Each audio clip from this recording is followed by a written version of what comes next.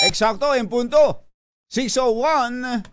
Humahataw, humahagupit, lumalatay na komentaryo sa Himpapawid. 2x2. Walang takot sa paghimay sa masalimuot na isyu ng bayan. 2x2. Humahataw na mga balita at impormasyon. 2x2. Ating damhin, ating lasapin ang hagupit na 2x2.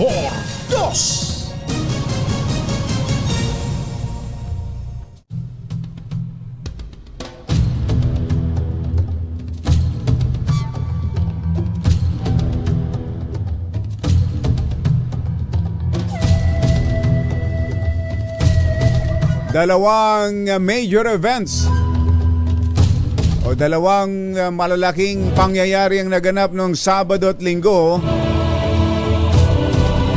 Mga araw na dapat sana ay nakamonitor lang tayo sa Tita M's ano na nga yun, Mother? Magazine. At nagre-relax ang lahat. Kasama ang pamilya matapos po ang halos kasama ang pamilya matapos ang isang linggong pagtatrabaho. Pero may dalawang pangyayari. Isa ay likha ng kalikasan habang isa ay likha ng masasamang tao. Sabado po ng gabi ng yugyugin ng magnitude 7.4 na lindol ang Surigao del Sur na nagresulta sa pagkamatay ng dalawa kabilang isang buntis na sinundan po ng mahigit 600 aftershocks. Ang huli ay naramdaman sa lakas na magnitude 6.7 pasado 3:00 ngayong madaling araw. Ang ingay na nilikha ng malakas na lindol ay bahagyang napawi nang magkaroon naman ng malakas na pagsabog sa Mindanao State University sa Marawi City kahapon ng umaga na ikinasawi ng 4 katao. Bagamat may ibang report na nagsasabing mas mataas pa ang bilang ng mga namatay at nasa 50 ang sugatan. Kinundi na Pangulong Bongbong Marcos at Vice President Sara Duterte at iba pang opisyal ng pamahalaan ng Marawi bombing na ayon kay Pangulong Marcos ay kagagawan ng mga banyagang terorista.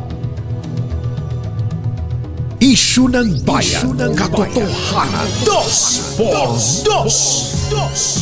Pag maitim ang balak, magtago ka na. 2x2. Si Jerry at si Anthony, narito na. 2x2. Hahataw ng todo, urado ka. 2x2. Ang katotohanan, dala nila. 2x2. Walang sinasamba pali, maniwala ka. 2x2. Hataw ng gusto, tol, umasa ka. 2x2. 2x2.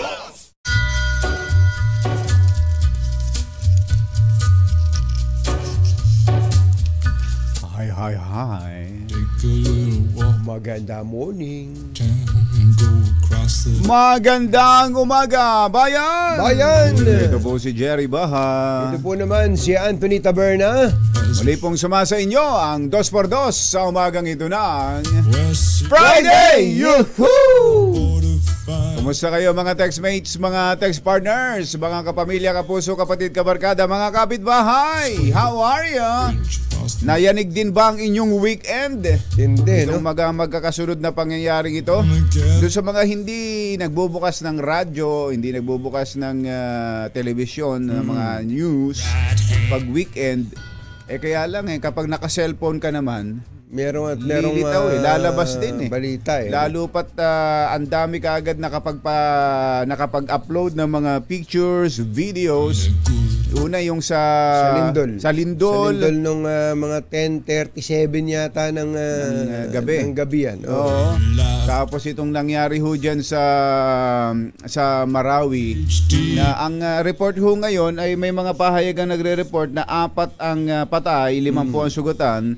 Pero may nagre-report din na nasa 11. Yes. 11 na kumbatsero. Ang report ng Armed Forces Combatiero, 3 yung namatay on the spot. Okay. Tapos namatay sa ospital yung isa pa. Oh. Kaya total of 4 and more than 50 ang sugatan. Grabe yun. Biruin mong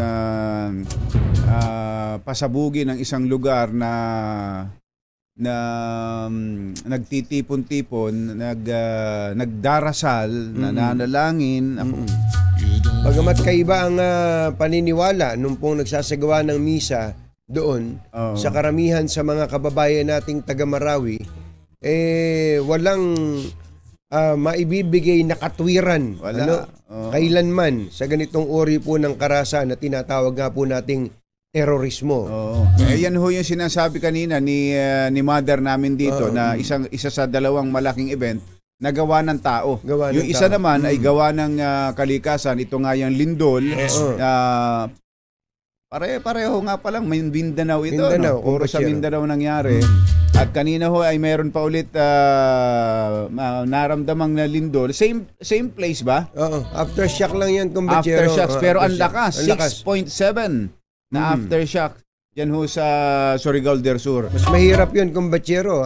Itong mga lindol na magkasunod na to, yung nanay na 7.4 at yung aftershock na malakas na 6.7, parehong tulog ang tao dyan. Parehong, gabi, madilim. Gabi, katsas kanina, madaling araw, alas 3, madilim pa yan. Tama-tama, kumbachero, kuha na tayo ng update mula sa Office of the Civil Defense. Mga kumbatsero ng bayan, Katunying at Ka-Jerry. 2 por 2. Ang tagapagsalita ng OCD, si Director Edgar Posada. Director, magandang morning. Si Ka-Jerry at si Katunying po ito. Ay, Ka-Jerry at Katunying, magandang umaga po. Magandang umaga po. Lahat ng nakikinig at nanonood sa inyo, salamat po sa pagkakataon na ito. Opo, kukuha lang po sana kami ng update sa mga minomonitor nyo dyan sa Mindanao. Una itong mga niyanig na lugar dyan. Go ahead po, Director. Opo, tama po. Simulan ko lang po muna, total, nabanggit nyo kanina yung aftershocks, no? After po nung malakas na lindol, nung 7.4, no? So far po, kaninang alas 6, nakapagtala pa po tayo ng around 1,683. Ay, grabe pala, no? Opo. Na at 18 po dito ay naramdaman. Kanina nga po, yung pinakamalakas ay yung 6.6 to 6.6. Pero Diyos, wala naman pong tsunami alert kanina, no? At sa kasalukuyan po, mga kumbatsero, meron na po tayong 529 na mga pamilya or 2,647 na mga individual ang naapektuhan. Banggit din po ni Katunying kanina yung isa pong casualty, no? Pero this is still for confirmation. Tama po kayo, ito po yung buntis na sinawing palad po sa Davao del Norte. At sa kasalukuyan po, meron po tayong, of course, initial pa lang po itong injuries na ito, 4 po. Pero ngayon kasi ay merong kinakandak na rapid damage assessment and needs analysis yung ating mga lokal na pamahalaan. Ganon din po sa yung regional offices natin. Kahapon po yung ating 2 regional directors, yung isa po ay si Regional Director Lisa Maso. Siya po ay nasa hinatuan kahapon para personal na tignan yung sitwasyon ng ground zero nung lindol, At ganoon din po si Director Dayang Irang sa Davao. Kahapon po ay nagkaroon po ng emergency meeting yung emergency response cluster po natin, at ito po ay pinangunahan no less ni Secretary Gilbert Chodoro. Ganon din po ang tumatayong chair po ng response cluster, ang DSWD sa pangunguna po ni Yusek Kahipe, at lahat po ng mga miyembro nandoon kahapon para po tignan, i-assess initially kung ano po ang meron. At yung regional Disaster Risk Reduction and Management Council po ay iniulat po nila kahapon na magkakaroon sila ng meeting ngayon sa Butuan. At dahil po kahapon si Director Maso nasa hinatuan, medyo malayo po yun, 4 hours from Butuan. And kasalukuyan naman po, sir, nasa sapat naman po ang mga tulong yung binibigay natin sa kanila. Wala pa po silang major na request coming from dito po sa national. Hopefully po mamaya malalaman natin kung ano po ang assessment. Sa kasalukuyan po, meron po tayong 18 na nag-suspende ng classes at 14 po na nag-suspende din ng trabaho. Ito po ay para bigyang daan para i-assess po ng mas maigi yung kanilang mga lugar, yung mga buildings po nila para safe po, lalo na po dun sa ating mga mag-aaral. Meron na rin po tayong naitala na 221 na damaged houses po dito. At sa ngayon po, naka-red alert po yung 2 regional offices natin. Opo. Director, maputol ko lang kayo. Saan po ang lakas po nito, 7.4, saan po ang concentration ng mga mas may malalaking pinsala, yung hardest hit na matatawag natin? Opo, yung ang base po sa initial na pag-uulat, dun nga po sa Hinatuan sa Surigao del Sur. At mabuti na lang din po, offshore po ito, ibig sabihin hindi po siya sa lupa. Dun po siya sa dagat at medyo nagkaroon din po tayo ng maliliit na aktibidades dun po sa mga disruption dun sa tubig, meaning maliliit na tsunami ito. Pero natapos din po kahapon po ng alas 3 umaga. At so far po, wala naman pong iniulat pa unless meron pong significant. Ito nga pong ginagawa nilang rapid assessment together with the concerned LGU. Sa mga kabahayan, may mga nakita ng may pinsala, 200, ilan kanyo yun, Director? 21 po sa ngayon. Sa ngayon po, 221. 221. Sa mga government buildings, mga infrastructure, Director? Meron po tayong siyam na naiulat na medyo nagkaroon po ng from minor cracks to hindi naman po masyadong grabe, lalo na po yung mga airports natin, meron din pong iniulat kahapon. Sa buong Mindanao po, aside from minor cracks, okay naman po lahat and functioning lahat ng airports. Mga towers po ng kuryente, mga linya po? Opo, kahapon po iniulat nila na naibalik na po yung mga nawalan po ng nagkaroon po din power outage pero naibalik na po at yung ganun din po sa linya ng komunikasyon, meron din po tayo kasi kahapon po nag-coordinate po tayo via VTC dun sa mga regional offices natin. So ito po palang nangyari nung November 17 sa Gensan ay paggalaw ng Cotabato Trench at ito naman Philippine Trench, magkasunod po ito, walang isang buwan ng pagitan, ang lakas pareho, Director. Tama po, at tinanong din po namin kahapon dun sa ating mga kaibigan sa PBOX, ito ba ay related? Sabi naman po nila hindi po related, hindi rin po related dun sa isang naiulat din na malakas na paglindol sa Indonesia po. So magkakahiwalay. Magkakahiwalay. Ito, may pinapakita pa kaming picture dito na, ano ba yan, kumbatsero? Parang nabiyak yung lupa Nabiyak yung lupa, lumikha ng parang bangin, Director nakita nyo ba ito? Saan ba lugar ito partikular? Hindi ko pa po personal na, pero meron po akong ganyang experience nung nasa Tacloban po ako, nung nagkalindol po sa Ormoc tsaka sa Kananga. Talaga pong parang naging dalawa yung lote. Tumaas po sa A1 po sa Payo. May mga ganyan pong talagang lalo na pag medyo malakas yung pagyanig. Ito malaki, parang mga ilang metro bumuka yung lupa, Grabe. Ang laki ho ng naging pagitan Opo, mga kombatsero, yun nga po, kahapon isabihin ko din lang, magpapadala po yung PBOX ngayon ng tinatawag nilang Quick Reaction Team para pag-aralan yan, sir, at maglagay ng additional na mga instrumento para po nila po po ng rekomendasyon para kung sakali po the future, wag naman po sana maulit ito. Sana po hindi na po mas handa po tayo kasi sa ngayon po hindi pa natin nape-predict with accuracy yung earthquake. Director, yung pong sabi nyo mula nung Sabado ng gabi more than 1,680 aftershocks at may mga malalakas 18 kanyo yung malalakas, pinapahintulutan nyo na po ba na maging normal ang mga operasyon ng mga establishments o kaya mga eskwelahan o kaya yung mga nasa mga delikadong lugar makabalik na sa bahay nila yung ating mga kababayan?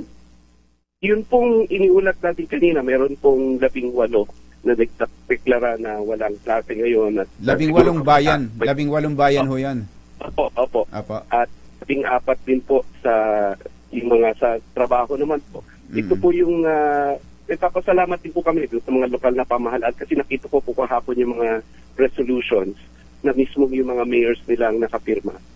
Malaking bagay po ito kasi they're taking the lead. No? Napakaganda po at maganda po yung kanilang ginagawa ngayon. They're taking the lead para mapanatili po, masigurado po na ligtas po yung kanilang mga doon sa mga apektuhang lugar. Tsaka yun hong takot ng mga tao, talagang hindi pa makakabalik sa normal na buhay yan, lalo pat sunod-sunod pa rin ang aftershocks. Nakakita ang aftershock na 6.7, kumbatsero, talaga namang parang major earthquake din. So Director, ibig ba sabihin kahit na ganito kalakas ang nangyari ng lindol, ang fatalities natin ay isa at ilan yung sugatan? Yung sugatan po ay ito po major mga 4 lang po, pero magkakaroon pa po tayo ng updates dito kasi pagdating po ng mga reports natin sa mga from regional office, ito po ay iuulat na yung mga updates. So far po wala tayong Ayan. Apo. Director, maraming salamat sa update. Thank you po. Ganda umaga po. Apo, si Director Edgar Posadas ng Office of the Civil Defense. Kaugnay po ng napakalakas na lindol yan sa Surigao del Sur. At mga kumbatsero ng bayan, Katunying at Ka-Jerry, 2x2. Yan natural calamity. Mamaya kukuha rin tayo ng update sa man-made calamity. Yung nangyaring pambobomba dyan naman ho sa Marawi. Ang Marawi, bago pa lang... Hindi pa nakakabangon ng husto ang Marawi, kumbatsero.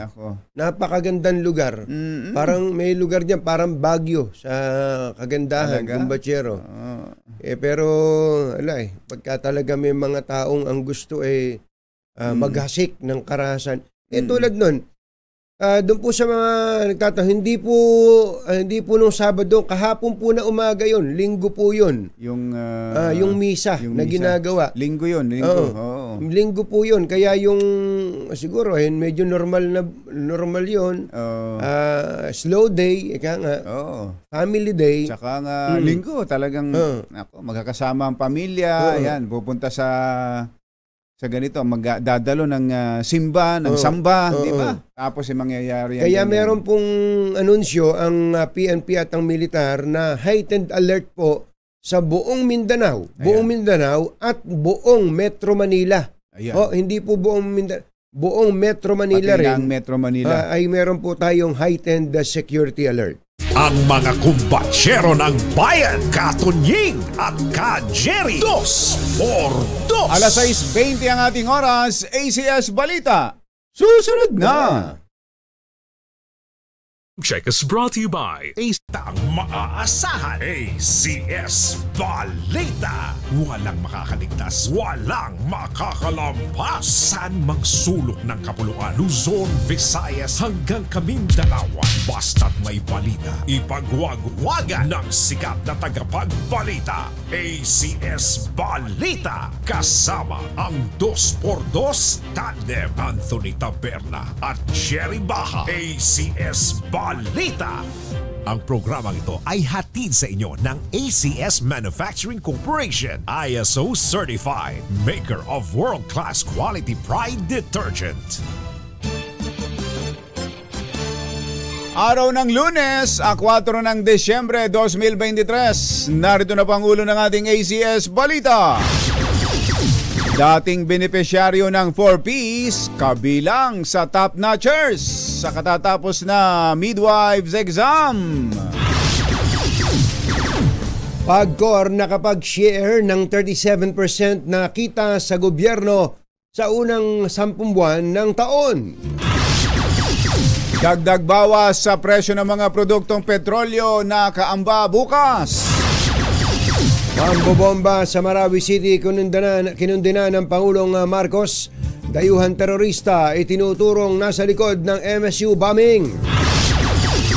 5 lugar sa Metro Manila na sinisiserbisyuhan ng Maynila mawawala ng tubig sa loob ng 9 na araw. Nako!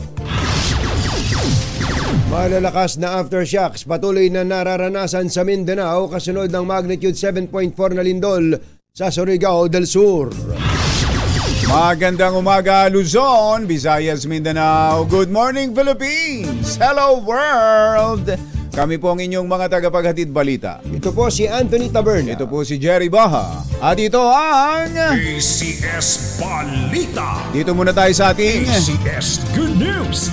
pasok sa top notchers ng Midwives Licensure Exam ang dating benepisyaryo ng Pantawid Pamilyang Pilipino Program o 4Ps. Ayon sa DSWD, sa katawan nito ni Kim Inde. Tama ba? Kim Inde na nakakuha ng nakapwesto ng siyam na pwesto matapos makakuha ng 90.6% rating. Galing. Kabilang si Inde sa 2,800 na pumasa sa midwives examination mula sa kabuang 4,100 plus na midwifery graduates na sumalang sa pagsusulit. Lalaki pala si Kim. Kumadrona na siya ngayon. Kumadrono. Kumadrono. Oo nga. Hindi masyadong madalas na naging karaniwan niya babae. Babae. Hindi. Oo. Tsaka kapag ang mga anak pipili ng kumadrona. Pag ang mga anak ay babae. Pag ang mga anak pipili ng kumadrona, gusto nila babae. Karaniwan Oo. Ito si Kim Inde. Ayan, pang siyam na pwesto. Ang 22 anyos na si Kim ay isa sa 5 anak ni Renesio at Nelita Inde na parehong magniniyog sa Palawan at naging benepisyaryo ng 4Ps simula noong 2014. Ayan, congratulations Kim! Tumaas ng 37% ang nai-share na kita ng Philippine Amusement and Gaming Corporation sa pamahalaan sa unang 10 buwan ng taon bagamat hindi pa ito umabot sa pre-pandemic level. Mula Enero hanggang Oktubre nakapag-ambag ang PAGCOR ng kabuuan 27.17 billion sa Bureau of Treasury abot sa mandato na 50% share o bahagi ng kita ng PAGCOR. Sa pagtatapos ng Oktubre, tumaas ng 37% ang kontribusyon ng PAGCOR kumpara sa 19.96 billion na naitala sa katulad na panahon ng nakaraang taon, lagpas na sa 15 billion na target para sa 2023. Sa mga taga-PAGCOR, congratulations! Chairman Altenco, wala ba tayo dyan? Alas 6:29 ang ating oras. Mayong buntag kaninyong tanan mga Bisaya, mata na maputiha. Gising na ba kayo? Nakaamba pala ang dagdag bawas sa presyo ng mga produktong petrolyo bukas. Batay sa pagtaya ng Department of Energy, tataas ng halos 50 centavos ang presyo ng gasolina. Maaari namang walang paggalaw sa kerosene at kung meron man, baka daw 10 sentimos lang. Sa diesel naman ay maaring bumaba. Tingnan mo naman ang 40 centavos per liter. So nung nakaraang linggo, ang diesel ang tumaas, gasolina walang paggalaw. This week ay maaaring magpalitan naman. Diesel naman ang bababa, gasolina ang tataas. Ayan. Yun. Ay, at least mga katiting lang, konting galaw-galawan lang. Pwede na yan. Pwede na. Matanggap na natin yan. Mr. Jalom Tang, Laktiampwa, 6:30 na ng umaga. Uy, kahapon nga pala retirement ni General Acorda, di ba? Oo nga. Kahapon. Pero wala pang kapalit. At kahapon nangyari ito. Itong sa Mindanao State University bombing. Ibig sabihin marami pang trabaho. Oo, at ang humaharap kong batsero sa media, si Chief Directorial Staff Lieutenant General Emmanuel Peralta. Kaya nga hinahanap ko kahapon, dapat kasama siya sa presscon di ba? Oo. Hindi siya umarap Si PNP chief. Ewan ko, baka naman hindi ko lang nakita. Baka hindi ko lang nakita. General Acorda, magparamdam ka naman. Magparamdam ka naman, sir, kung ikaw ay extended o hindi. Ayan. Sinisi ng Pangulong Bongbong Marcos sa mga foreign terrorist ang pambobomba sa Mindanao State University sa Marawi City. Tiniyak din ng Pangulo na pananagutin ang mga nasa likod ng Marawi bombing na pumatay sa 4 at ikinasugat ng higit 40. Kinundi na rin ni Vice President Sara Duterte ang naganap na pambobomba sa Mindanao State University. Kasabay nito ay nanawagan ng Vice Presidente sa publiko na maging mahinahon at mapagmatsyag habang nagpapatuloy ang investigasyon ng mga otoridad sa naturang pambobomba. Bad news, 5 lungsod sa Metro Manila ang apektado ng 9 na araw na water interruption ng Maynilad. Epektibo ngayong araw hanggang Engineer Tony Nanggel, hanggang December 12. 9 days po ito. Kabilang sa apektado ng water interruptions Ang tagal. ay ang mga lungsod ng Maynila, Muntinlupa, Saan pa? Parañaque, Meron pa ba? Pasay, Quezon City, Ay. Buko. Naku, pati Kasama. tayo. Saan ba na tayo? Oo. Buti na lang Manila Water ako. Ay, yung lugar nyo, Manila Water. Manila Water yung lugar ko Oh, Bagamat naku, magkapit-bahay tagal tayo, ba't kaya yan. ganun? Hindi kaya pwedeng... Magigib ka lang sa akin. magigib lang. Walang problema. O kaya host na lang, host. Aba, medyo malayo. Mahaba-habang host yan. Mahaba-habang host yun. Matindi, 9 days? Hindi ba pwedeng 9 hours lang? Pwede. Ito po ay dahil daw sa isasagawang service maintenance ng Maynilad. Kailangan po ito, hindi naman po siguro kapritsyo lang ng Maynilad to. Gagawin po ito para na rin sa magandang serbisyo sa ating pong mga consumers. Kaya lang huwag kayong mag-aalala at sigurado namang mayroong backup yan Huwag ka mag-aalala.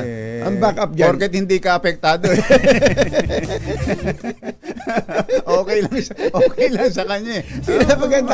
Pinapagaan ko na nga yung loob. 9 days, walang tubig. Panginoon kong buhay ito. Kahit pa yung sahod ulan ko doon, ubos yun. Hindi naman buong 9 days. Mother, pakitawag mo nga yung Maynila. Baka naman oras may ano siyam lang. na araw, pero particular na oras lang. Nga. Hindi naman 24 oras na isang araw. Wala natin din mamaya ang Maynila. Ayos ba mga taga Maynila ng pagkakapaliwanag ko. Alas 6:33 ang ating oras, magbabalik pa rin ang ACS Balita. ACS Balita. This time. Hi! Maganda morning! Anong araw today, kumbachero? Today is Laundry Day Friday! Yuhuu! At pag Laundry Day Friday, all you need is Pride Washing Machine Detergent. May triple stain away formula kaya tanggal ang makapit, matikit at malupit na dumit mancha, kaya easy ang labada. Kaya pala mula noon hanggang ngayon, All you need is Pride! All you need is Pride! ACS!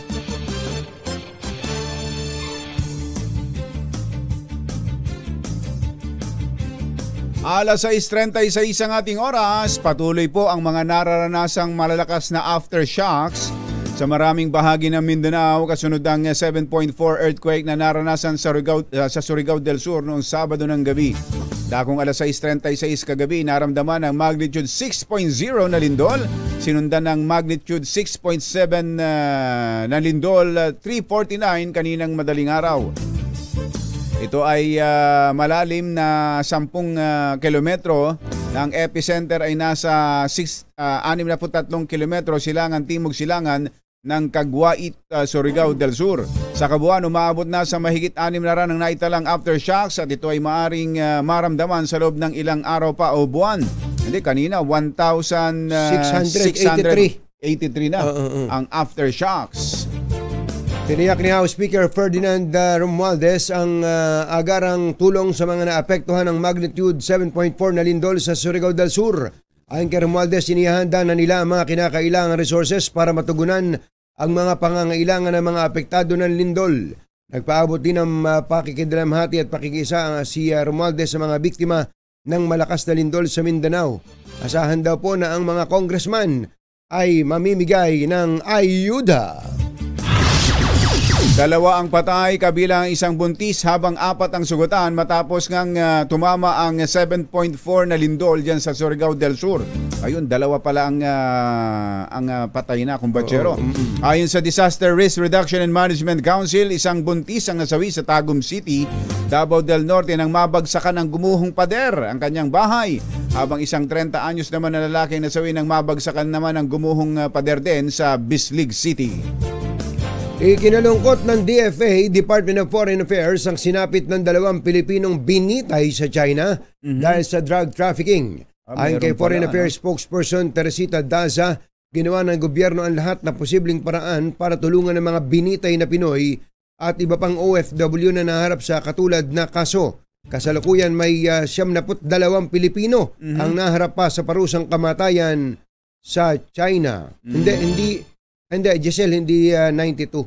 92 yung involved sa illegal drugs at 4 yung may sentensyang kamatayan. Ayun. 2 yung nabitay na. Ayan.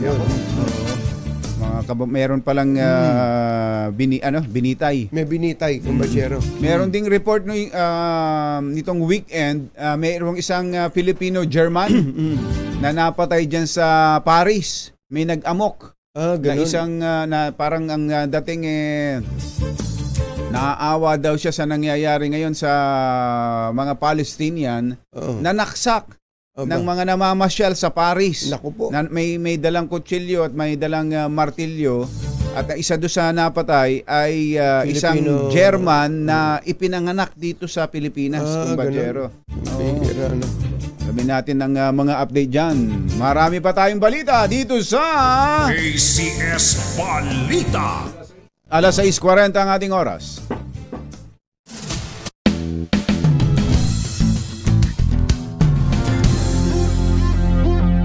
ACS Balita. Ang programang ito ay hatid sa inyo ng ACS Manufacturing Corporation, ISO Certified, maker ng world-class quality Pride detergent.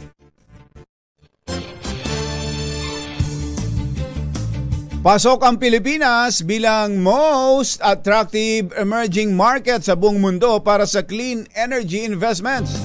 Ayon sa Bloomberg NEF Climate Scope 2023 report, mula sa 110 emerging economy, pang-4 ang Pilipinas sa renewable energy investment. 6 na pwesto ang inilundag ng Pilipinas mula sa pang-10 spot noong isang taon.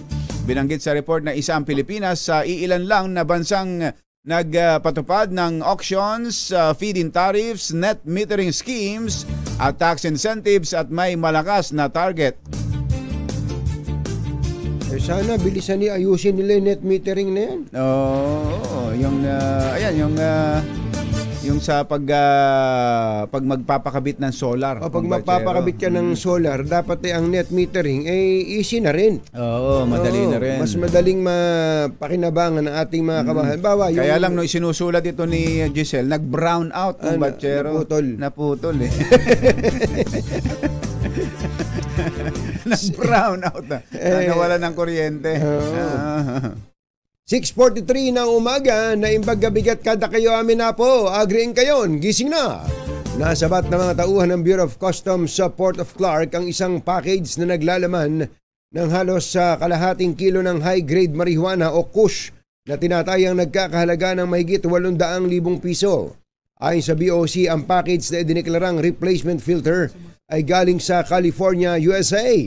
Natuklasan ang marijuana nang isailalim ito sa canine sniffing at x-ray scanning at nang magpositibo sa droga ay kaagad na isinalang sa physical examination at sa chemical lab analysis ng PIDEA.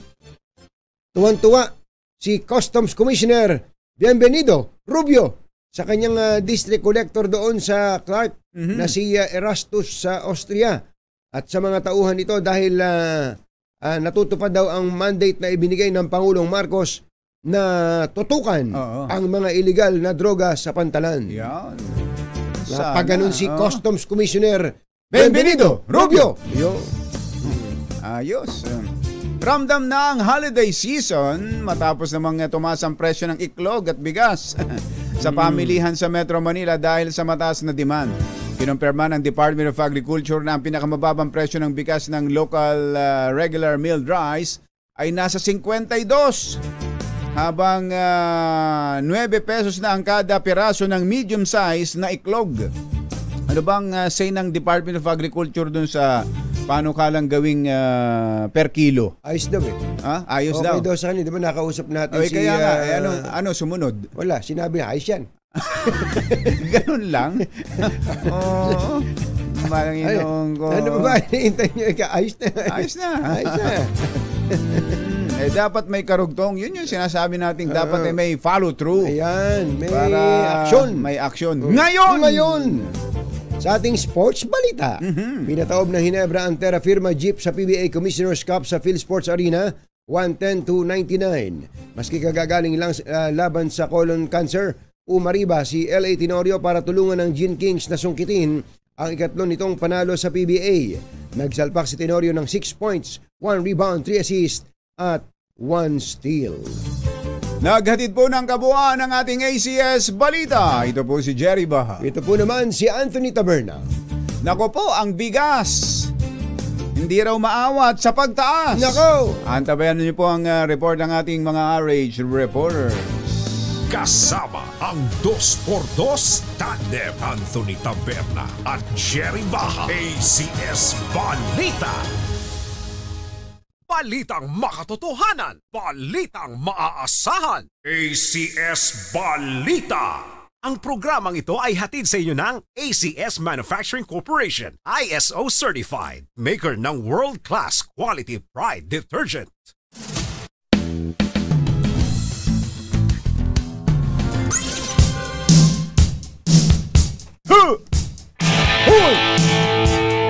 Siyam na minuto na lang, alas 7 na.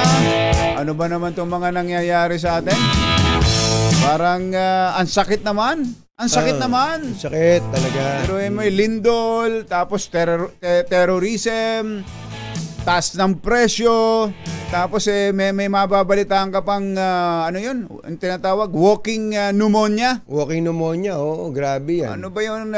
Andito na ba sa atin yun? Meron na bang mga naglalakad dito sa ating ganon? Baka nga nasa lubong mo na kanina eh. Naku po, hindi pa naman ako naka-face mask. Oo, hindi. Kailangan Palagay daw ko, mag-face mask. Palagay ko, panahon na para kumita uli ang mga gumagawa ng face mask eh. Oo nga, yung face mask ko nung yung natira ko doon sa bahay, ilang Marami-rami pa ba yun? hindi, ano yun ginagamit ko yun yung isa, mga 3 days, tumatagal ng 3 days sa akin yung isa. Palagay ko magkakasakit ka naman.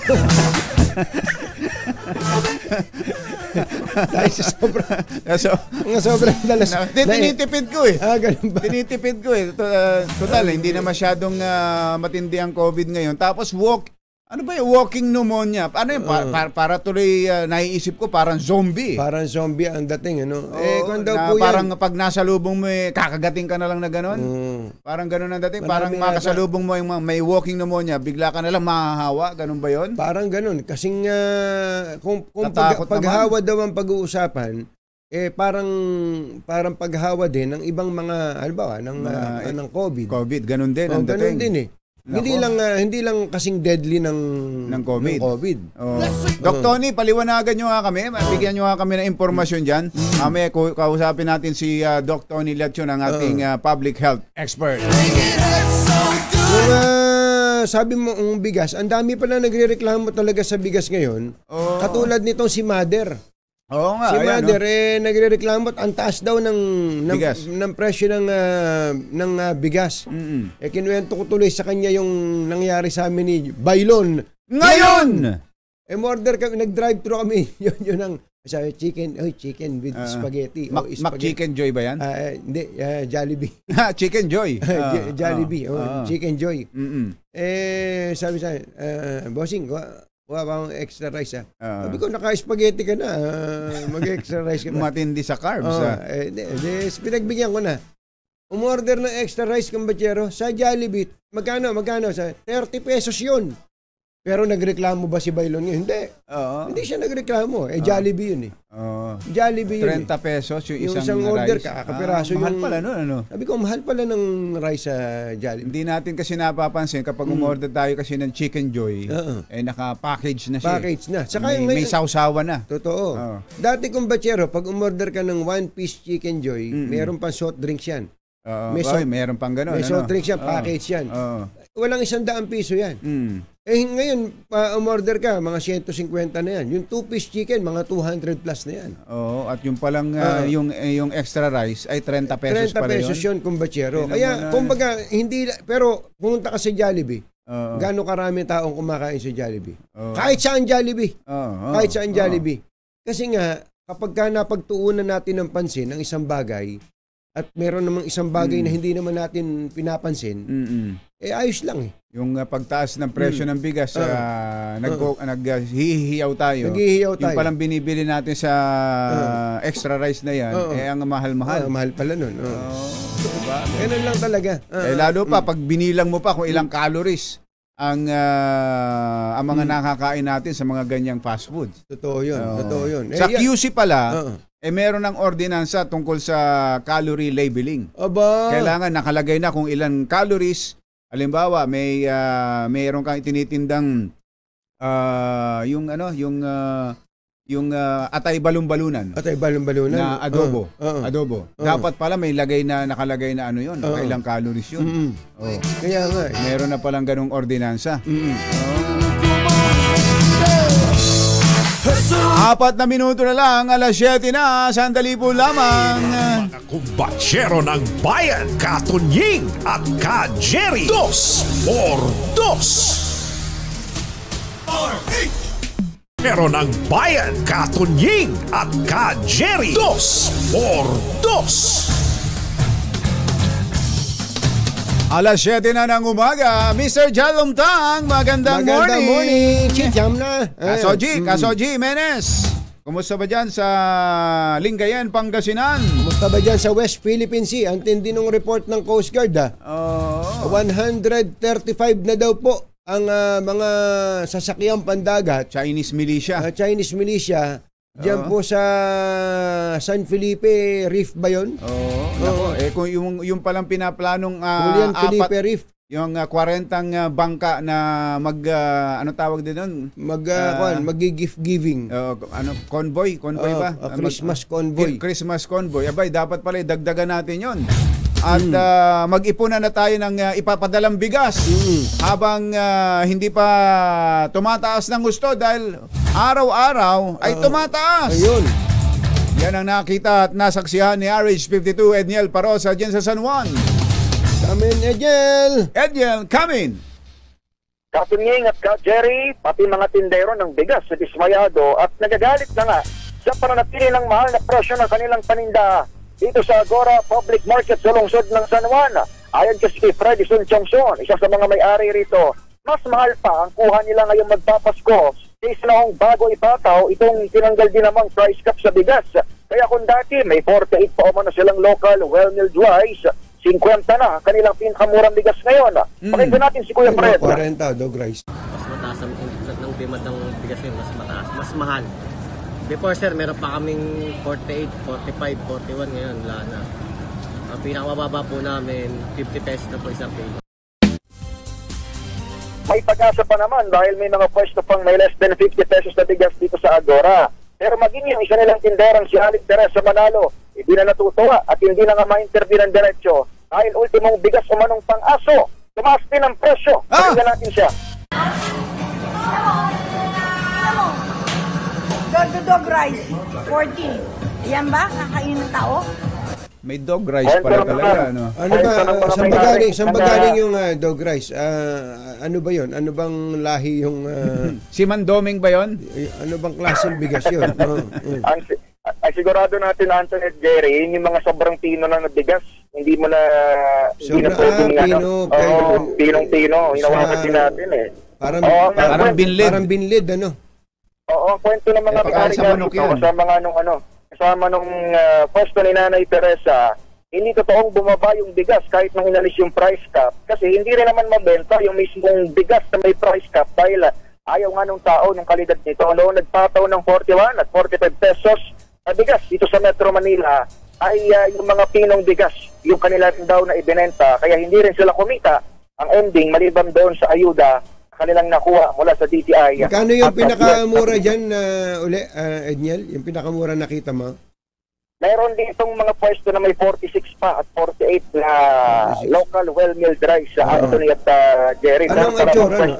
Anong itsura nun? Pag sinabing well-milled rice, ikaw mismo, makikita mo naman yung Edniel eh. Ano ba itsura nun? Dinakot nga natin na Anthony at Jerry, ang nagsiste, habang mas nagmumura yung bigas, mas nagiging broken. Ang pakiramdam sa kamay.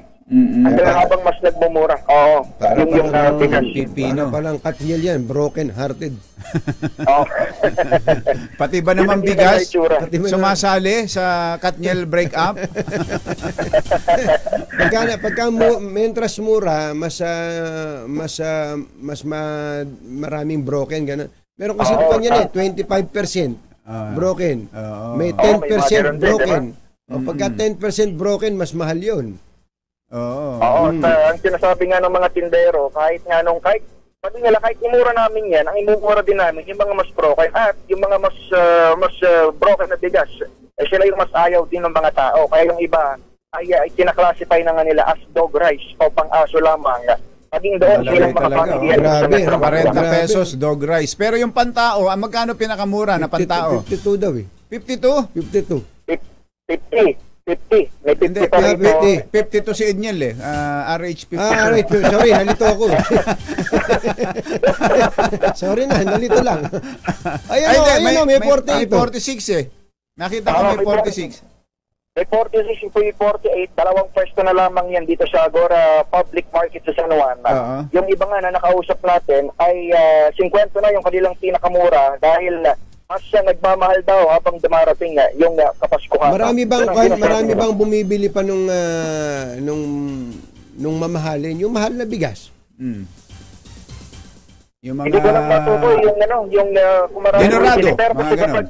Kapag umiikot din naman tayo, Anthony at Jerry, ang pinupuntahan din talaga ng mga namimili, yung pinakamura. Tinatanong nila yung pinakamura unang-una, yun yung tanong nila. Tapos tsaka nila dadakotin kung pasok ba doon sa gusto nilang quality. Tapos tsaka nila bibilhin.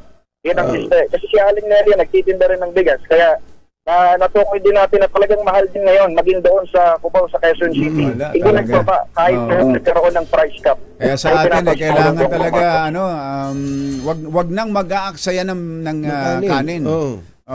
Kung ano lang yung kayang ubusin, yun lang ang ano. Tapos iwasang mapapanisan, yung magsasaing ng pagkarami-rami tapos mapapanis din lang. Kaya pagka halimbawa ilan lang kayo sa bahay, kung halimbawa 6 lang kayo sa bahay, ang isasaing mo lang sa isang saing, 2 gatang lang. Kasi ang ginagawa ng mga kumbatsero, magsasaing ng marami para maghapon na.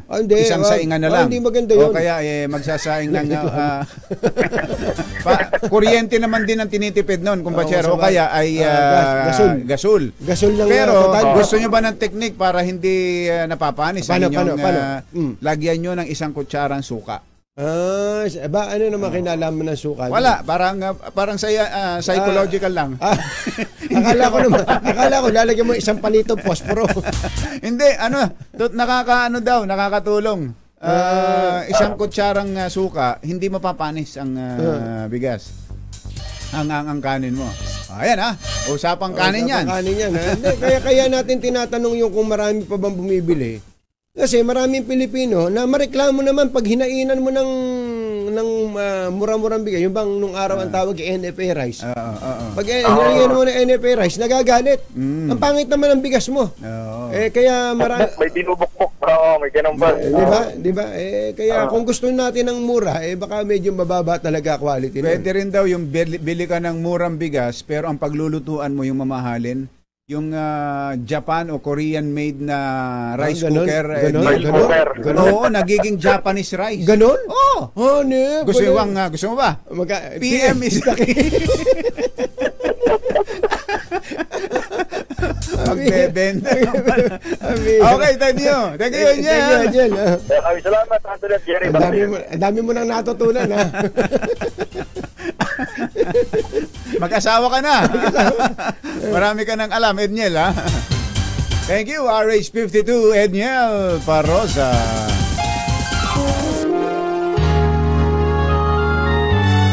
Kauna-unahan sa Pilipinas. Manila Broadcasting Company.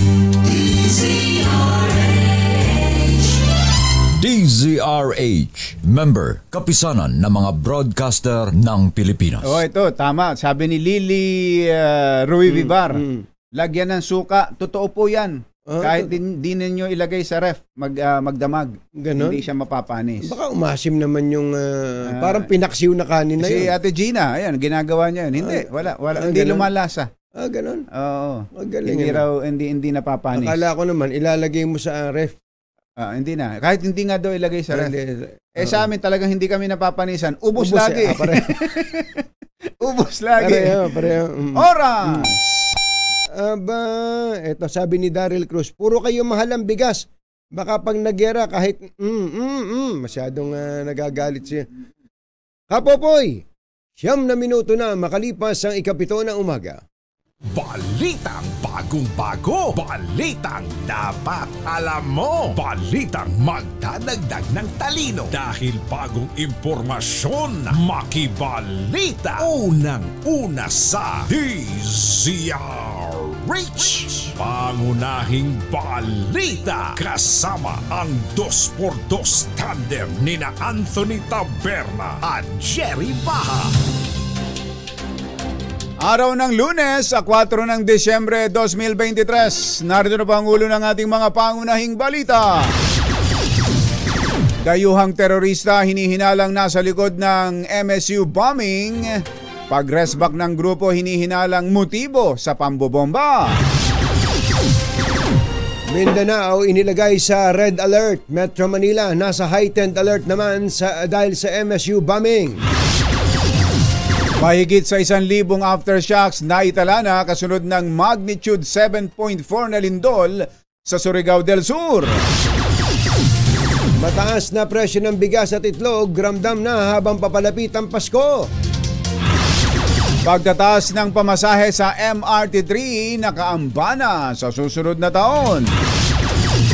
Health expert blanco pa kung bakit severe ang mga bagong kaso ng pneumonia sa bansa. Magandang umaga Luzon, Visayas, Mindanao. Good morning Philippines. Hello world. Kami po ang inyong mga tagapaghatid balita. Ito po si Anthony Taberna. Ito po si Jerry Baha. At ito ang Pangunahing balita. detalye ng mga balita sa aming pagbabalik. 7:11 ng ating oras. This time muna at mga bagong balita sa DZRH. Pangunahing balita. Alas 7:15 ang ating oras. Puntahan nga muna natin itong tinatawag na walking pneumonia. Meron daw palang naging panayam din kay Dr. Maricar Limpin, na dating Pangulo ng Philippine College of Physicians, na naninibago lang daw ang mga tao dahil mas nakatutok ang lahat sa COVID-19. Inamin po ni Dr. Limpin na hindi pa niya masagot kung bakit naging severe ang mga bagong kaso at ano ang ibang factors ng pagsipa ng pneumonia sa iba't ibang bahagi ng mundo. Doktora. Ano yung fenomeno na kailangan nga ho natin? So wala pang sagot? Wala pang sagot? Oo, wala pong sagot. No? Pero talaga, I think yung pagbabalik po kasi parang bago. Parang katulad ng COVID, no? Parang bago. Ayun, si Dr. Maricar Limpin. Pero teka, kumuha nga tayo ng... Meron niyang nagme-message sa atin lagi, kumbachero, taga YouTube, si Joanne Su. Nababasa mo ba si Joanne Su? Si Joanne, Sabi niya, the walking pneumonia is an old disease. Hindi lang nabibigyan ng pansin kasi hindi toxic looking ang pasyente. Ang prominent niyang symptom is a thick and productive cough. Ayun. Yun. Baka ubo, nasa ubo ng ubo. Ganun. parang ubo lang ng ubo pero wala namang So hindi yan nakagano na hindi, lumalakad. parang na- tisiko, Hindi yan ganun. Hindi naman Walking. Tan, tan, tan, tan. Walang ganun. Parang thriller. Nakakatakot kasi walking pneumonia. Si Doc Tony Liachon, isang public health expert na sa linya natin. Doc Tony, magandang morning! Magandang umaga, Tunying, Jerry, at sa lahat na nakikinig sa inyong programa. Good morning po. Apo, Good morning.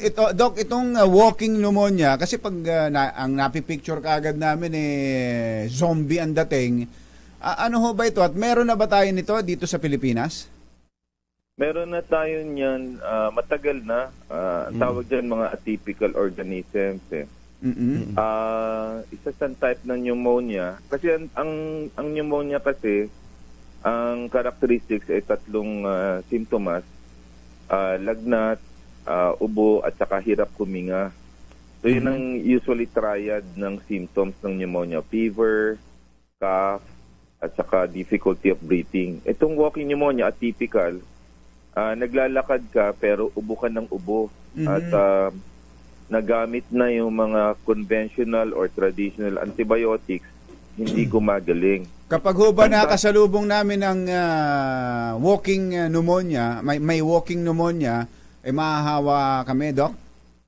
Oo, makukuha mo sa coughing and sneezing. Mas common siya sa bata na edad ay 5 hanggang 15, pero 15 anyos, pero pwede ka pa rin magkaroon sa adult. Ngayon, may specific antibiotics na effective dyan. Hindi yung usual mga penicillin type. No? O amoxicillin or cefuroxime. Ang tatalab dito, ang pangalan ay azithromycin. Or macrolides ang kanilang Ito ba yung Citromax? grupo. Yan, yun yung pinakasikat na brand. Azithromycin. Tatlo lang yun, Doc, di ba? Hindi ka naiinom ng 3 beses sa maghapon na for 7 days.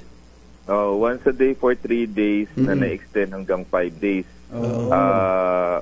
Maraming or erythromycin, pero ito yung pinakasimple. At pagka nagamit mo yung mga antibiotic, hindi gumagaling, pag ginamit mo ito, nagiging okay. So yun tinatawag na walking pneumonia kasi naglalakad sila, akala mo okay, pero yung plema nila makapal at hindi gumagaling. Minsan 2 weeks na, 3 weeks na. Kaya yan ngayon yung pinaka-common na infection na nakukuha natin at yan yung nire-report sa China, sa Northern China ng WHO. Sa Hong Kong daw ho, Doc, ang dami. Ang dami nga sa Hong Kong. Alam mo, kaya ayoko na pumunta dyan sa Hong Kong. Ganun ba? Kumbachero. Pupunta nga ako. Pupunta pa naman ako. Doc Tony, pupunta pa naman ako. Ano ba? Tinatakot mo yata ako, Doc. So pwede na ba, Doc, na yung mga nakikinig sa atin ngayon na ganyan ang symptoms, bumili na lang ng azithromycin? Ganito yan. Ang Taiwan Health Ministry ay nagpawala ng advisory 3 days ago. Kung wala naman kayong gagawin na importante at wala kayong bakuna sa COVID at wala kayong flu vaccine at pneumonia, ay huwag kayong pumunta at baka kayo mahahawa. Particularly mga bata. Tayo kasi medyo malalakas ang resistensya natin. Ngayon, ang iba, nagbabaon sila ng antibiotic, katulad yan, yung si azithromycin. Ako nga, nagbaon pa ako ng molnupiravir Kasi kalarating lang namin galing Amerika. Sa Amerika kasi, wala nagmamas. Ang connecting flight namin pabalik 3 days ago, Taipei. Nagulat ako pagbagsak namin ng Taiwan, abay nakamaskara lahat di nagmaskara na rin tayo. So, kung pagbukas ko ng internet, paglapag ko ng Pilipinas, ayun pala, may advisory ang Taiwan. So, COVID po, gusto natin linawin, may bagong strain, BA2.86, at napangalanan na ng WHO na variant of interest. Pero wag ko kayo magpanik kasi may bakuna naman ho tayo. Ito ho ay effect ng mga bagong viruses na tayo dahil sa matagal na ng hibernation, hindi na sana yung ating katawan na magkaroon ng immunity. Kaya yung mga taga-China, matagal sila. Kasi nag-lockdown sila. Zero policy ang China eh. So naglabasa ng mga bata, sila pa naman ang huling na bakunahan ng COVID. Ang tagal din na antala ang kanilang bakuna sa flu at pneumonia. Sila nadali. Kaya ganyan na nangyari. Ito po ba Dr. Tony, pakiklaro nyo nga yun tungkol sa antibiotic kasi ang dating nung unang balita, parang lahat ng antibiotic hindi tumatalab dito eh. Just to emphasize po, Doc, pakiulit nyo nga po yun. Tumatalab po ang grupo ng gamot. Ang pangalan po ay azithromycin. Ang brand name niya kung banggit ay Citromax. Meron din ho clarithromycin or erythromycin. Ito yung grupo na pwede po sa atypical organisms na Mycoplasma pneumonia or chlamydia. So yun po yun. It's a bacterial infection na hindi kakaiba dun sa mga pneumonia natin na kukuha. Ito po yung bago. Ngayon, mura lang ho ba yan, Doc, yung klase ng antibiotic na yan? Mura na po kasi generic na po eh. Ayun, ayos. Ayun. Ito po bang available? Ito po bang klase ng pneumonia na to deadly? Yung walking pneumonia na yan. Sa mahina ang katawan, Jerry. Maraming nagkakasakit pero hindi naman na-admit. Kaya ang payo ko, kung meron ho kayong mga anak na may ubot sipon, huwag na lang ho pumasok at mag-online na lang. Makakadagdag po pa kayo doon sa mga bata na napapasok.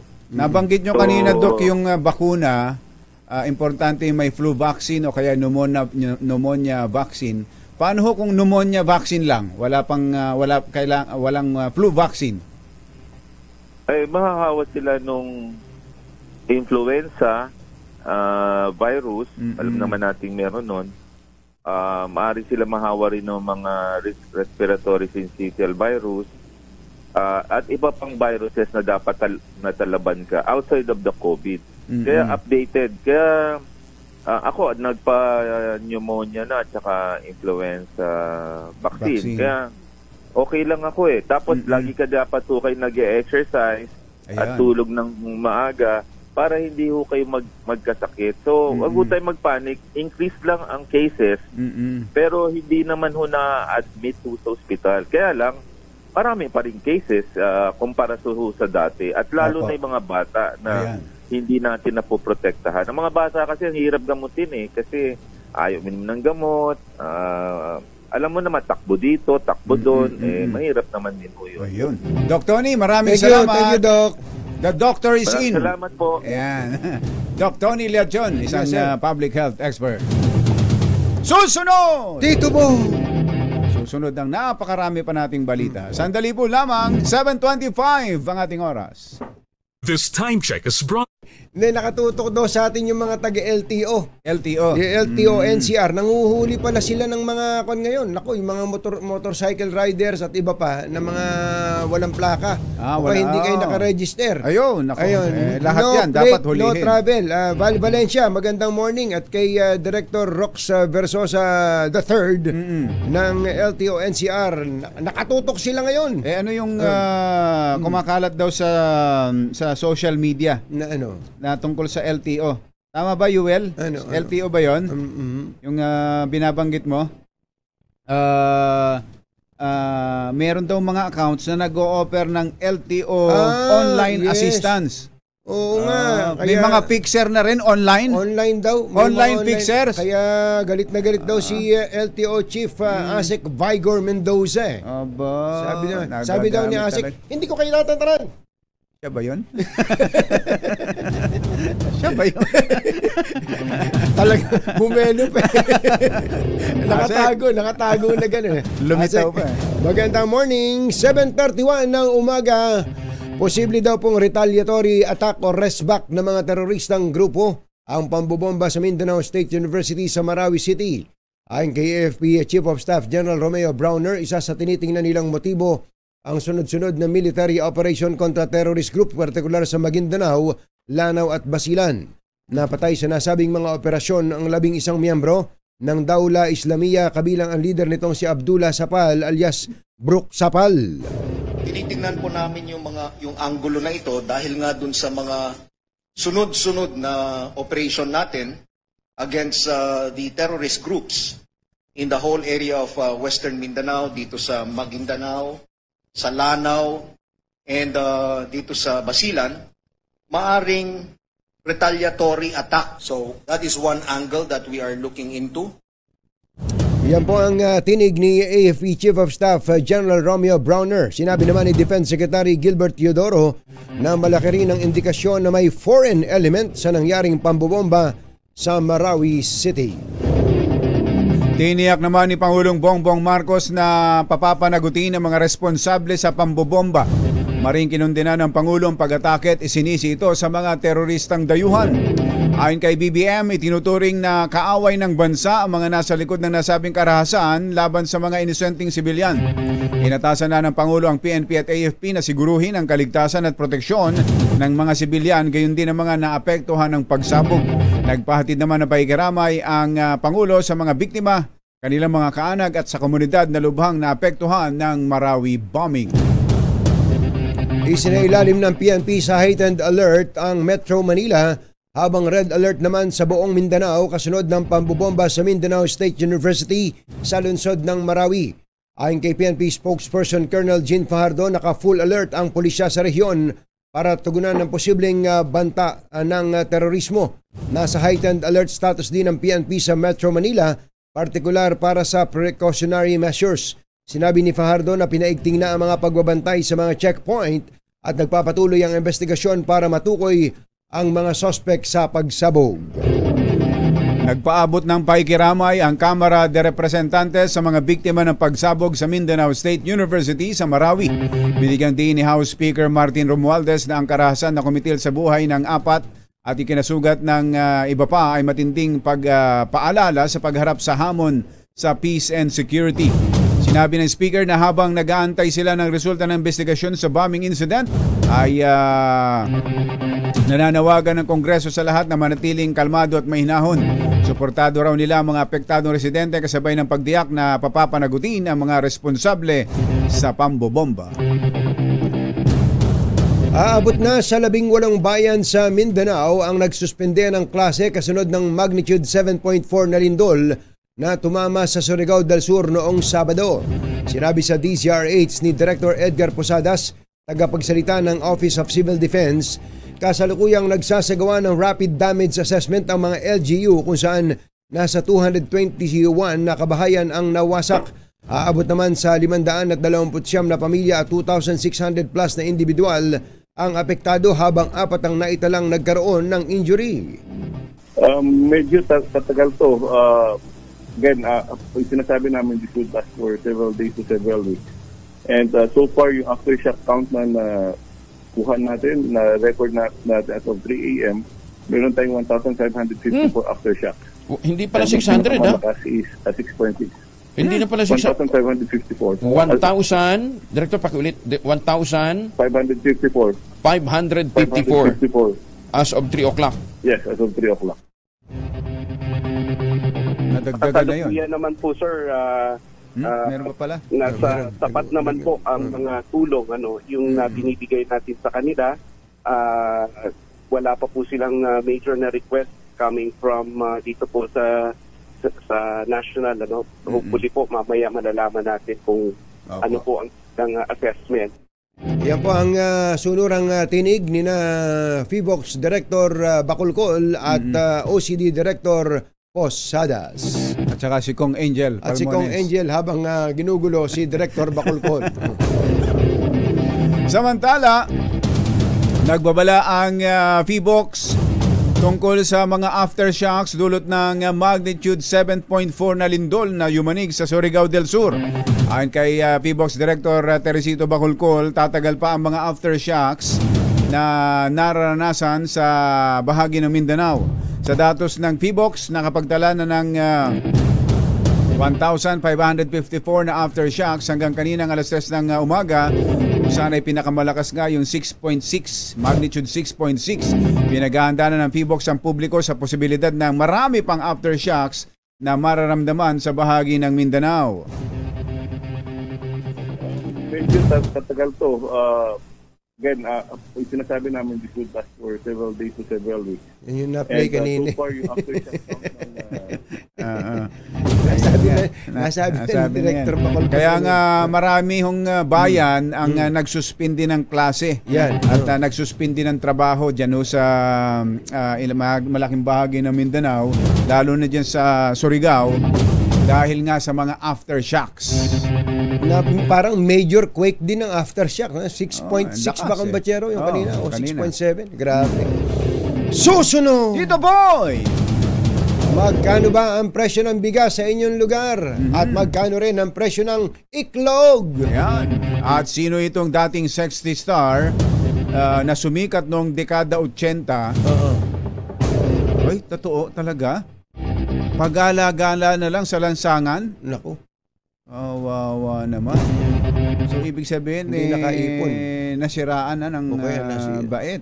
Pagala-gala na pagala-gala. lang sa lansangan. Akala ko naman, naghahanap buhay ng pagala-gala. Datang yan sa pagpapatuloy ng Pangunahing balita 7:37. at mga bagong balita sa DZRH. Pangunahing balita. Yun po mga aftershocks na naranasan dyan sa Surigao ay 1,683 na as of 6 a.m. Sunod-sunod at marami pa yan mga susunod. Kaya't yung mga kababayan natin dyan ay hindi pa rin makabalik sa kanilang mga normal na pamumuhay. Daming problema natin, Kumbachero, ha? Ayan, hindi po yan gawa ng tao. Ang lindol po ay kung saan-saan naman tumatama, lalo na dito sa Pilipinas. Napakadalas lumindol dito, hindi lang natin namamalayan kasi yung iba'y hindi na iniuulat ng media. Pag may major, kagaya nito, tsaka lang nare-report. Yan yung natural calamities. Yung man-made. Ayun po, yung nabanggit nating karahasan. At siyempre, Kumbachero, ang problema natin sa West Philippine Sea. Medyo mabigat po yan. Hindi lang natin, ito, may pinag-uusapan kami ni Kumbachero off the air tungkol dun sa mga pagkilos ng mga US troops na nagdadatingan dito sa Pilipinas. Ang dami. Ang dami. Ano yan? Preparation yan. Ano ba nangyayari? Meron bang pinaghahandaan? Ito yatang Disyembre natin malungkot. Malungkot. Magiging malungkot. Bad news pa sa mga mananakay ng MRT3 dahil sa susunod na taon ay nakaamba ang taas pasahe. Ayon kay Undersecretary Timothy John Bataan, kailangan ng taas pasahe upang matustusan ang mga gastusin sa operasyon. Una rito inamin ng pamunuan ng MRT3 na hirap sila financially at ang kita ay hindi sapat upang mabayaran ang investments sa pagtatayo ng pasilidad, pagpapanatili at pagpapatakbo ng tren. Dagdag pa ng management, umaabot sa 8.9 billion ang kanilang expenses hanggang noong November 2022, habang ang kabuang revenue kita ay nasa 1.1 billion. May deficit na 7.8 billion. O yung 88.34 na subsidy ng ay hindi sumasapat.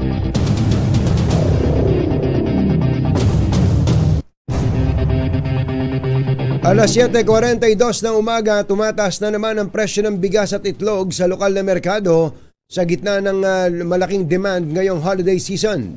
Sa monitoring ng Agri Department sa Metro Manila, mataas sa 52 pesos ang kada kilo ng local regular milled rice, 55 ang local well-milled rice, 60 pesos ang local premium habang 68 ang local special rice.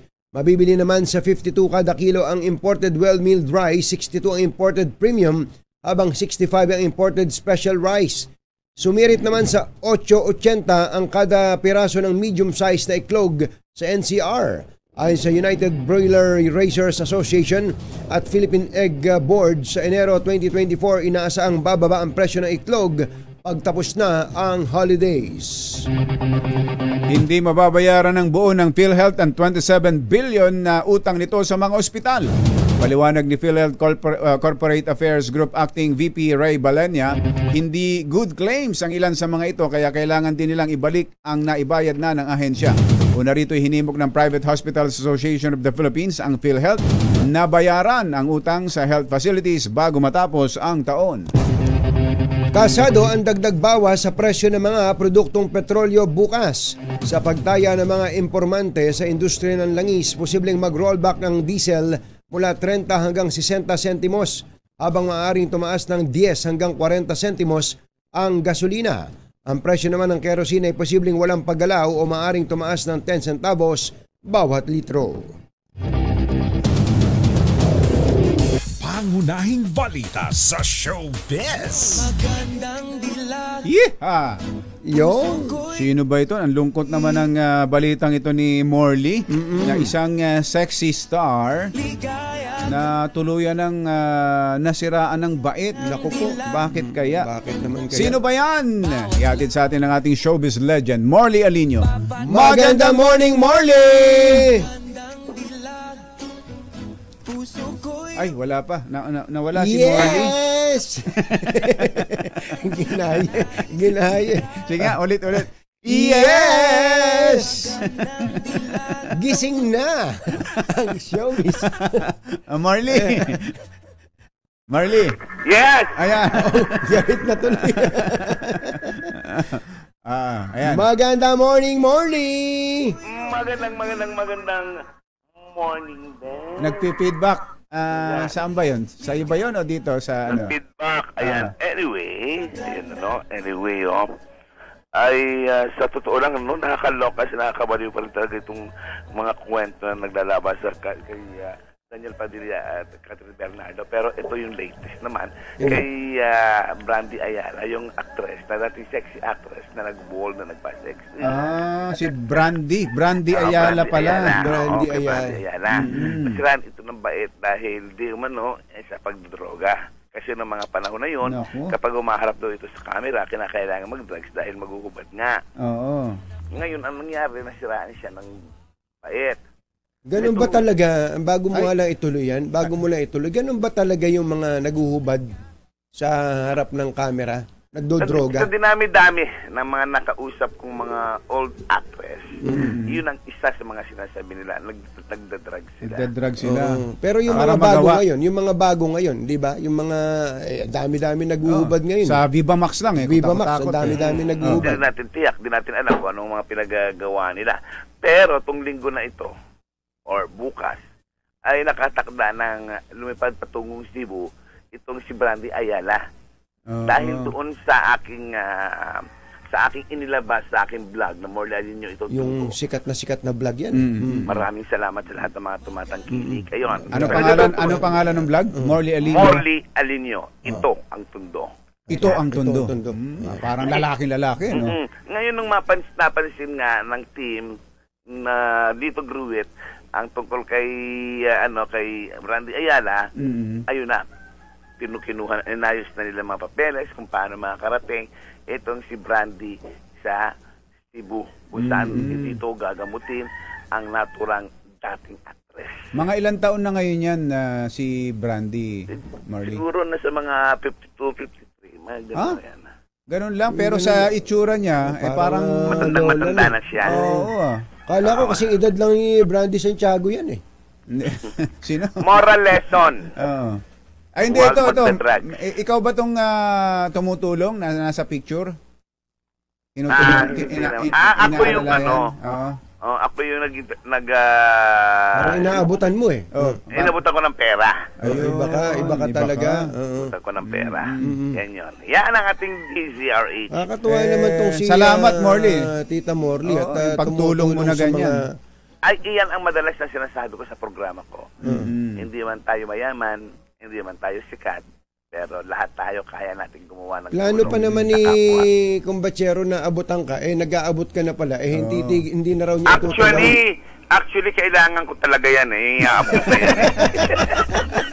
Biglang nag-actually. Yan ang ating DZRH show, Status News. Ito po ang inyong RH47, Morley Alinio, tuloy-tuloy sa pagbabalita, tuloy-tuloy sa serbisyo, sama-sama tayo Pilipino. Babu! Ay, Kisses Habson, happy birthday! Tinitingnan ko yung picture ni Brandy Ayala. Parang si Kisses din pala ang itsura nung kabataan ni Brandy Ayala. Talaga naman. Happy birthday, Kisses! Pero tinitiyak daw ni Kisses na hindi magiging ganun itsura niya pagka 52 na siya. Talaga naman. Kumain ka lang ng kumain ng pansit. Galing sa Mahal Kita. Na paborito ni Greg. Talaga. Pangunahing balita sa sports. Hanap ko tuloy yung sports. Nawala tuloy. Kakakain mo ng pansit mula sa Mahal Kita. Ito, nakita ko na. Hindi daw po pinabayaan ng Meralco player na si Chris Banchero na matalo ang koponan kontra NLEX sa laban sa PBA Commissioner's Cup kagabi. Nagtapos ang laro ng Bolts at Road Warriors sa score na 97-94 matapos ipasok ni si Banchero sa uling 2.8 seconds ng laro. Makailang beses din sinubukan ng Road Warriors na makabangon na makadikit sa score na nagtabla sa 94 mula sa 3 points ni Don Trollano sa uling segundo ng laro. Yuel, actually hindi ko naintindihan to. Hindi ko naintindihan tong balita na to. Pangunahing balita sa kalusugan.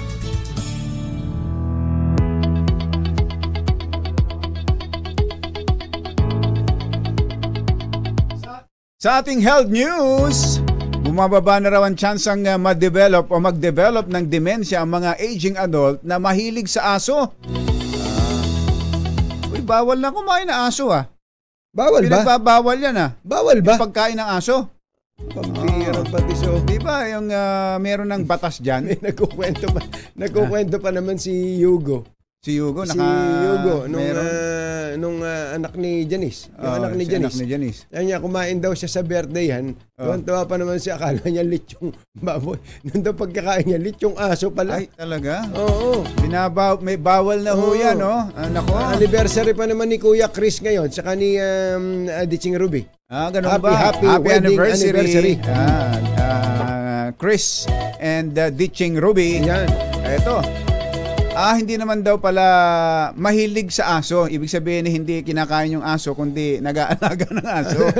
Nakakatulong daw yan para hindi magkaroon ng demensya. Ang dami ko nang nasabi, Bayaw. Sa pag-aaral na nailathala sa December edition ng Preventive Medicine Reports, 40% lumiliit ang posibilidad na magka-demensya ang dog owners na edad 65 pataas.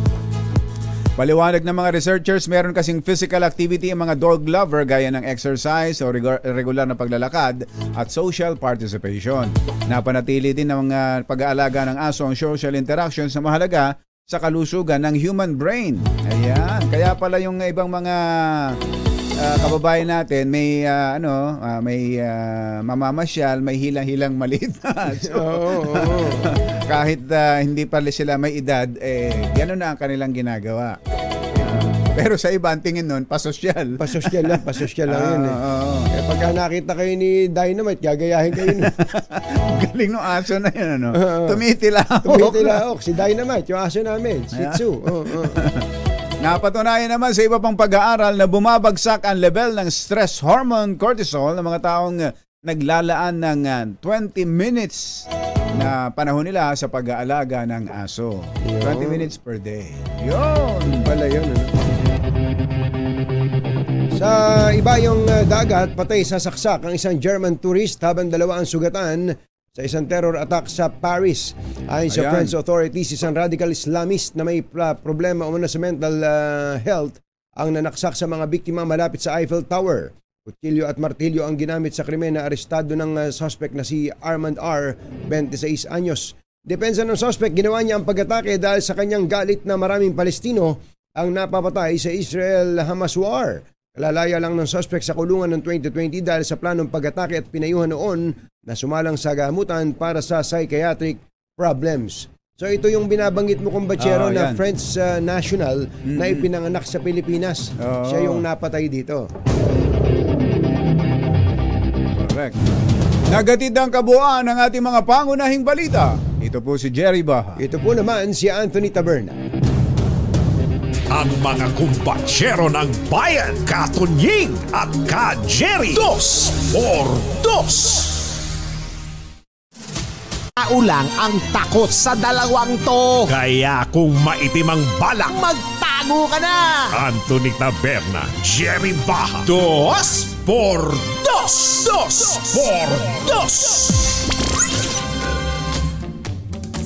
Hi! Naku, lumalamig na ang panahon ha. Pero meron pa rin mga pag-ulan-ulan, kumbatsero. Pabago-bago pa rin.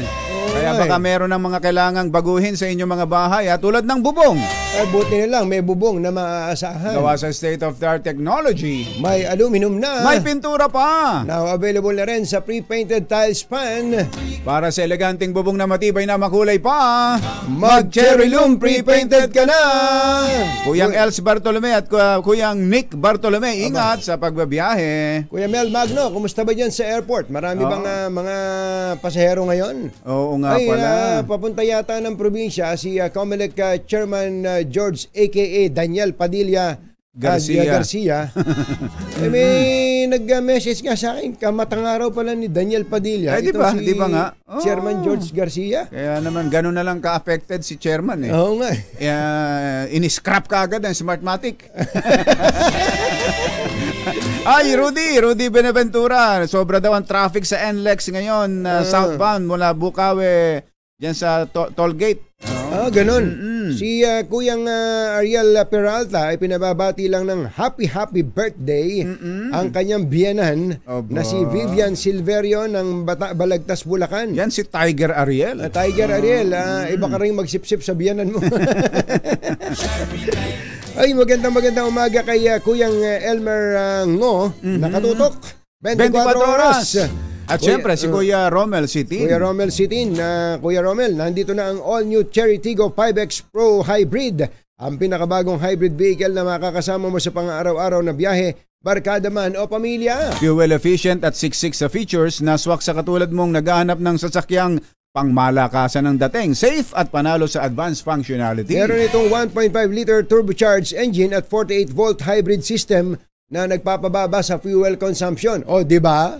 Suwabe sa kalsada at tipid sa gasolina. Secured ka dito dahil meron din itong 6 na airbags, full LED lights at double row daytime running lights, tulong para sa mas ligtas na biyahe. Kaya kung gusto mong masubukan ng all-new Cherry Tiggo 5X Pro Hybrid, bumisita lang sa pinakamalapit na Cherry Auto dealership o kaya naman ay i-check ang kanilang website cherryauto.ph.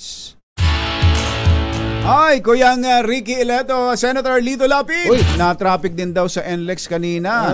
Ay, grabe traffic pala. Kuya Romel de la Cruz at kay Kuyang Sherwin Mark Donesa ng LTO Cabanatuan. Magandang morning, Kuya Sherwin Mark Donesa. Ay, yung daw hong water interruptions ng Maynila ay hindi naman pala 9 na araw na tuloy-tuloy. Ninervous ako kanina eh. Sabi ko sa iyo eh. Sa pagkakasabi mo kasi kanina 9 na araw. Parang ang sakit naman sa dibdib. May mga oras lang pala sa loob ng 9 na araw na yun. Mabigyan sana natin ng mas specific na advisory ang ating mga kababayan. Sabi naman ni Colonel Froy Uy, minsan daw siya nabigyan ng pansit ng mahal kita. Galing kay Kuya Tirso Peralta. Kuya Tirso Peralta, bakit naman si Colonel Uy lang ang binigyan mo ng pansit ng mahal kita? Baka naman dinadahilan lang ni Colonel Froilan Uy yan na siya binigyan. Ang tanong ko, ano ba ang itsura ng mahal kita? At gaano ba kasarap yung pansit nila dyan? Oo, at ang matindi nun, sabi ni Yuel, oo nga sir, ang sarap ng pansit dyan. Alam na alam. Bye! Happy weekend! Woo! Damdaming mahal kita, bayan! Susunod na! Long after the thrill of living is gone, walk on.